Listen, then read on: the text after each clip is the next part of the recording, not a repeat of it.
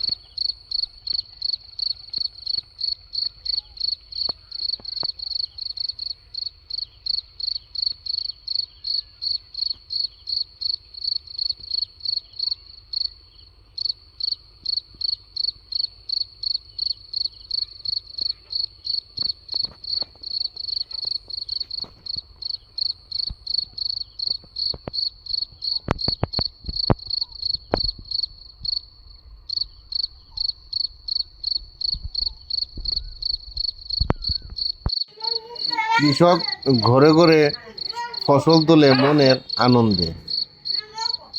তারা খুব সুন্দর করে ধান চাষ করলো। আল্লাহ পাক রাব্বুল আলামিন যেন তাদেরকে সেই ফসল সঠিকভাবে তুলতে পারে।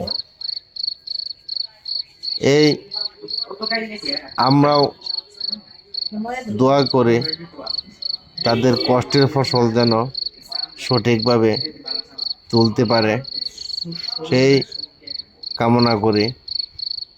তাদের কষ্টের পরিশ্রম যেন আল্লাহ পাক রাব্বুল আলামিন তাদেরকে দেয়।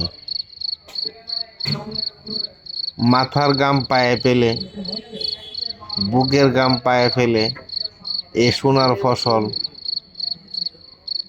তারা উৎপাদন করে, আর এটা থেকেই তাদের আয় ব্যয় ও সংসার চালানোর কার্যক্রম করেন।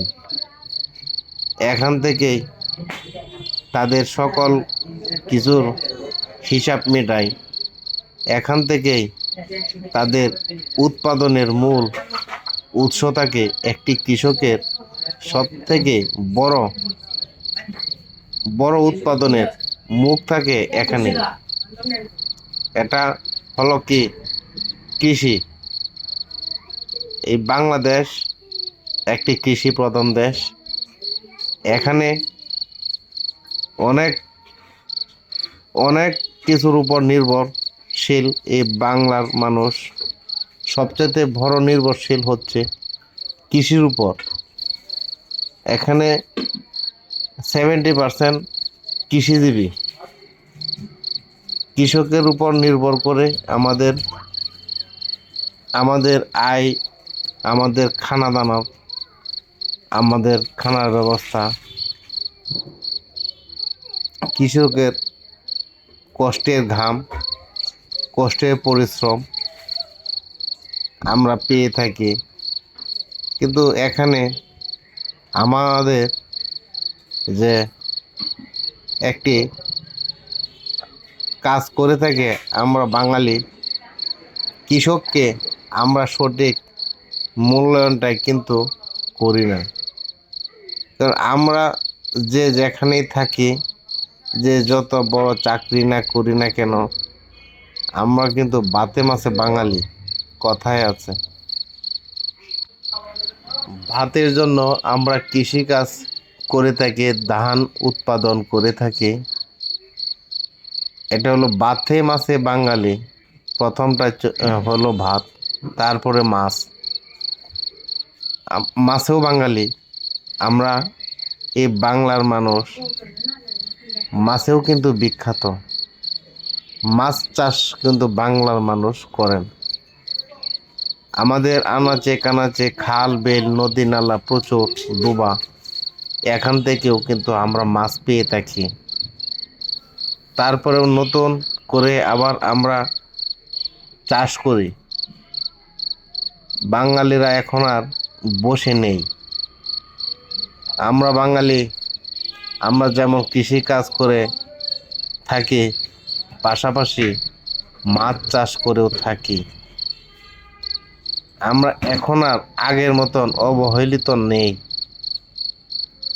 আমরা এখন সকলেই কর্মশীল, কর্মঠ। আমাদের এ সকল উৎপাদনের ফসল দিয়ে আমাদের ছেলে ফেলে সন্তানাদিদের লেখাপড়ার খরচ জোটাই। আমাদের সন্তানাদিদের উচ্চতর লেখাপড়া করানোর খরচ জোটাই এখান থেকেই। মাছ চাষ করে, ধান চাষ করে। আমাদের চাকরির অভাব, আমাদের চাকরি কম, আমরা চাকরি পাই নাই। তাই আমাদের দুটি কাজ করলে এখানে আমরা যদি মেহনত করতে পারি, আমরা যখন এখানে মেহনত করব, এই মেহনত থেকে আমাদের ভালো একটা আশানুরূপ একটি ফল পাওয়া যায়। আমরা যারা মাছ চাষ করে থাকি, আমরা এখান থেকেও ভালো একটা মুনাফা পাই। আর যারা কৃষি কাজ করে থাকি, সেখান থেকেও কিন্তু আমাদের ভালো একটি মুনাফা আসে। এখন আমাদের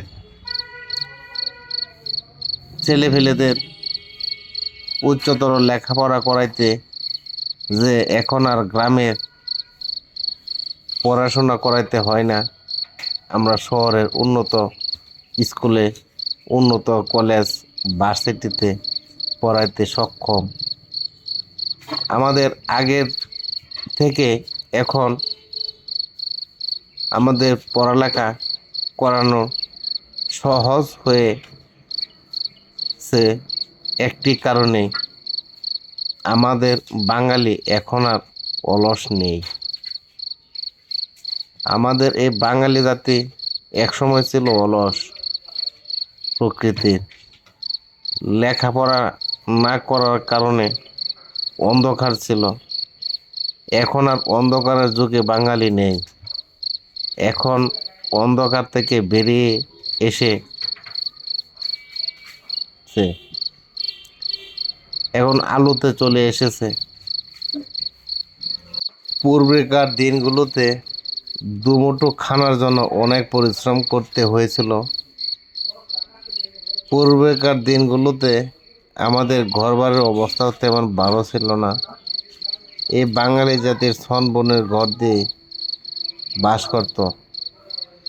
এখন কিন্তু ছন বনের ঘর আর পাওয়া যায় না। এখন আপনি কোথাও দেখতে পাবেন না ছনের ঘর, কোথাও দেখতে পারবেন না বনের ঘর। এখন সব পাবেন টিনের ঘর, বিল্ডিং। এখন উঁচু উঁচু বিল্ডিং পাবেন। কেন? এখন আর মানুষ এই বাঙালি বসে নেই। চাকরি যদি নাও পেয়ে থাকে, তারপরেও কোনো না কোনো কাজ খুঁজে বেড়ায়। সাথে তাও যদি কাজকর্ম যদি নাও করতে পারে, নিজের কাজে ব্যস্ত থাকে। যার যতটুকুই আছে ঠিক ততটুকু নিয়েই ব্যস্ত থাকেন। কারো ফিশারি নিয়ে ব্যস্ত থাকেন, কেউ কৃষি কাজ নিয়ে ব্যস্ত থাকেন। এই ব্যস্ত থাকার কারণে আজকে আমার বাঙালি জাতি পিছিয়ে নেই। এখনো অনেক অনেক উপরেই আছেন আমাদের বাঙালি জাতি। বাংলাদেশকে মর্যাদাবান করে রেখেছেন আমার এই গ্রাম বাংলার প্রকৃতির মানুষগুলো, যারা বিরল চেষ্টা করে যাচ্ছেন কৃষিকাজে, যারা বিরল চেষ্টা করে যাচ্ছেন মাছ উৎপাদনে। আমি তাদেরকে ধন্যবাদ জানাই। তারা যেন কাজ করে যেতে পারে, তাদেরকে আমরা ধন্যবাদ জানাই। তাদের আয় উন্নতি হোক, সেই আশায়, সেই প্রত্যাশায় আজকে আমি আপনাদের কাছ থেকে বিদায় নিব। আর আমার এই চ্যানেলটিতে যারা এখনও সাবস্ক্রাইব করেননি, একটি সাবস্ক্রাইব করে দিন। আমি ইনশাল্লাহ আপনাদের পাশে থাকব।